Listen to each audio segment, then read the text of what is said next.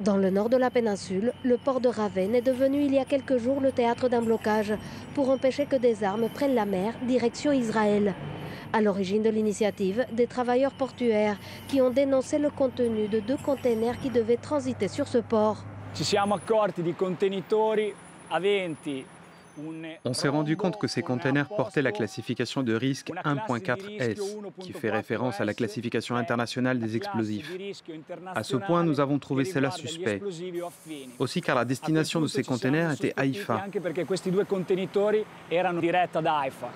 Prévenu, la mairie, actionnaire du terminal concerné, écrit à l'opérateur pour bloquer le transit avant que les containers soient chargés à bord du navire. Je ne veux pas que notre port se rende complice du massacre en cours à Gaza. Il y a eu trop d'assassinats, trop de massacres de civils innocents.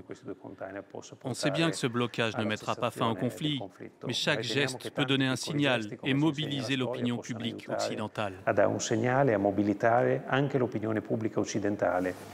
Ce n'est pas le premier épisode du genre ici. En juin dernier, des munitions venues d'Autriche avaient quitté Ravenne pour Israël. Ce matin-là, les travailleurs du port reçoivent la visite de la rapporteuse spéciale de l'ONU sur les territoires palestiniens occupés, venue témoigner son soutien.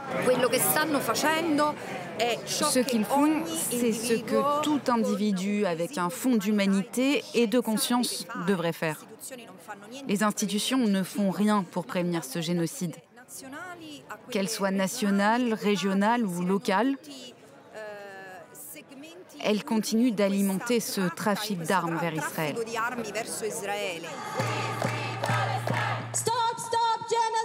Devant la mairie de Ravenne, des manifestants dénoncent l'ambiguïté du gouvernement.